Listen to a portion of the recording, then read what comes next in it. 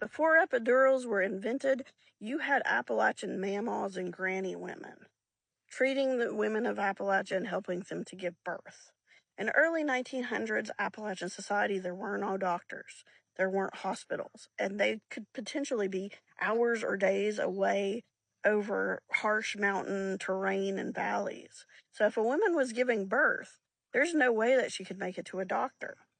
So in the early 1900s, in places like eastern Kentucky, western North Carolina, you didn't have doctors, but you did have Appalachian midwives, granny women, Mamaws.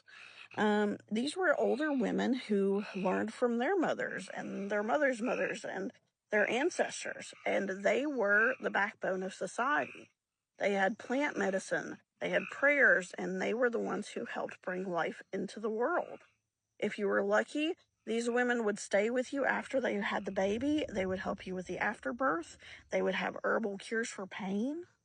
Once the baby was out, these midwives, they didn't clock out. It wasn't like today where I had a C-section. They released me on day 3 with Advil, and I was expected to take care of myself. And I was in the NICU with my little 3-pound baby, and the nurses really didn't help me. Like, I was just there in the hospital taking care of my own baby, bleeding, and no, I didn't really take the pain medicine. Advil didn't do anything. But, if you think about, like, the early 1900s, these women were amazing. What these women did, hiking through the mountains in the snow in the dead of winter to help women give birth, these women were powerhouses.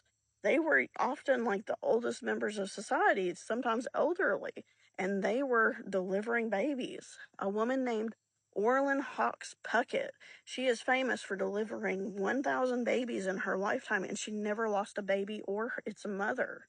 She practiced for 50 years in Virginia hollers, serving pay-what-you-can families.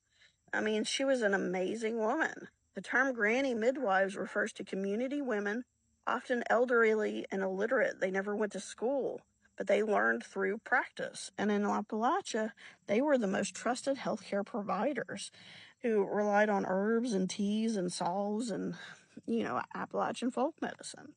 So Mamaw was not a fragile woman. She was the backbone of the family. She was the backbone of the community. She was the medicine cabinet, the emotional support system. She didn't just raise babies, she delivered them.